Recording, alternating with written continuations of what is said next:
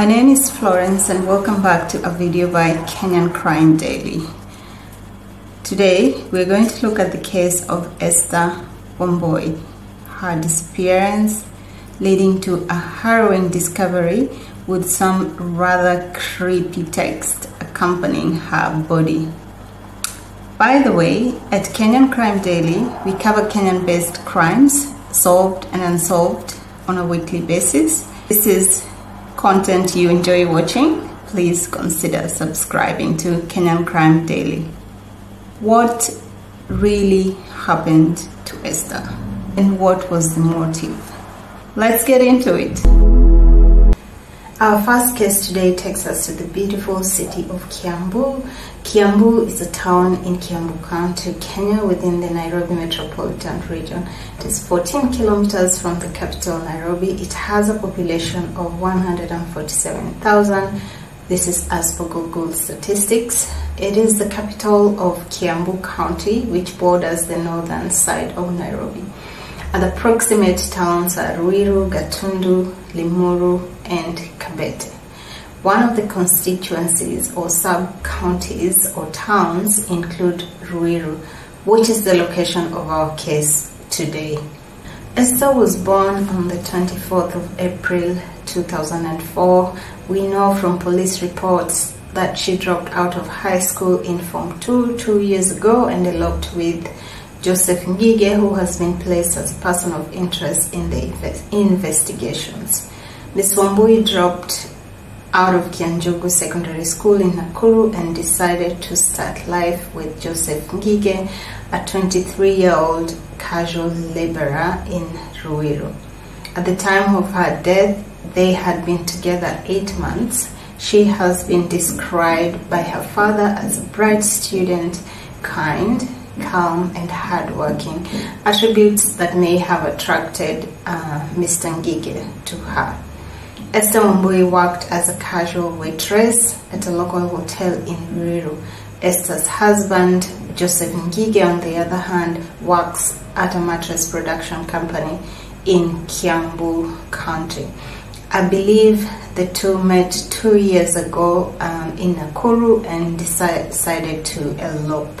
Not so much information is available online in relation to how, even exactly when they met, but this is roughly the information we have, especially after the father have been speaking to the media. While speaking to the media, the devastated Wambui's father, Mr. Samuel Mbugua, said that she left home without informing her family. Later, Mr. Samuel Mbugua, received a call from Ngige, who identified himself as Wambui's husband, and having no other option, Mr. Mbugua blessed them and wished them a happy marriage. Esther has also been described by some of the colleagues she worked with as a very peaceful woman. I really wish we could get more information about her, just her life in general, but not so much is available. And the said colleagues are trying to stay out of the limelight at the moment.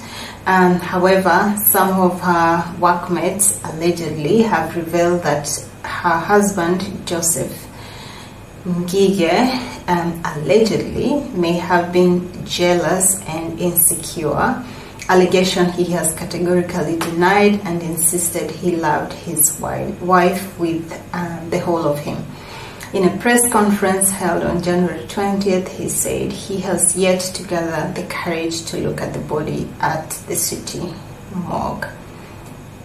I believe because of the nature of her work, Esther usually left home early in order to catch the first train to make it to work in time.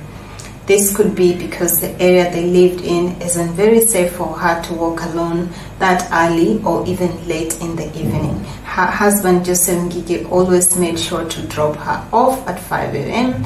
and pick her in the evening at 8 p.m. after her usual shift at the hotel. Esther's body was found on Monday, January 17th At the time, she was a Jane Doe, as there was no identification or anything to identify her on the spot. She was found stashed in a suitcase which had been abandoned on the roadside. The body was wrapped in a nylon sack and stashed in a black suitcase outside the GSU Police Station. Her hands tied at the back while her legs bound together using a manila rope and a nylon string tied around her neck. She also had a deep cut injury on her left breast. Her body was found by the public and they were able to alert the police, and the police responded immediately. Police officers visited the scene and confirmed there was a body of a non-female adult in her early 20s. Police also stated that the woman appeared to have been killed elsewhere and her body dumped outside the GSU camp. The scene was processed by police and the body moved to City Mortuary awaiting identification and autopsy. Police suspect she may have been waylaid and killed as she returned home from work. On Wednesday, 19th January, police were able to positively identify the body as that of Esther Wambui after processing her fingerprints. Her next of kin, her husband and her dad, were subsequently informed and asked to report to the station to officially identify the body. Esther's body had been chopped, stashed in a suitcase with her hands tied behind. According to the police reports, the body had ink writings on the chest, both palms and both thighs, which read "Bwana ni sumu." The message had been written using a blue permanent marker pen.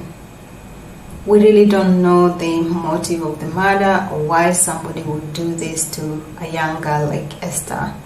What is strange is that on the evening of Esther's disappearance, there are credible reports that he, Joseph Ngige, never showed up for her usual evening pickup. We know that detectives working on the case have obtained CCTV footage from her workplace that captured her leaving at 8:30 p.m. on Sunday, January 9, which is the last day she was seen alive. However, we have no idea how she moved after that or why Ngige never showed up to pick her up as per usual. The officers investigating the case have wondered why Joseph Ngige did not pick up Esther on the 9th of January as he has done always. What made him not show up at the railway station? And he has also been questioned as to why he did not bother to call her friends or even call her family to check on her, or even a place of work or colleagues when she noticed she hadn't come home on the 9th of January. The police is not saying he has done something wrong, just concerned like the rest of us.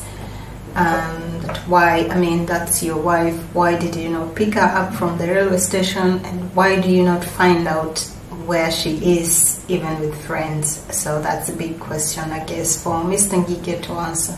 According to a post-mortem conducted on January 21st by the government pathologist Dr. Simon Omok, revealed Esther Wambui died of asphyxiation, meaning she was deprived of oxygen, resulting in death, which is just way too painful to even start to imagine. What a painful way to leave this world. The postmortem also showed she suffered head injuries that suggest she may have been hit with a blunt object. There was further speculation that she had been compromised before being killed, and so these swabs have been taken for further analysis to establish if she was indeed compromised early.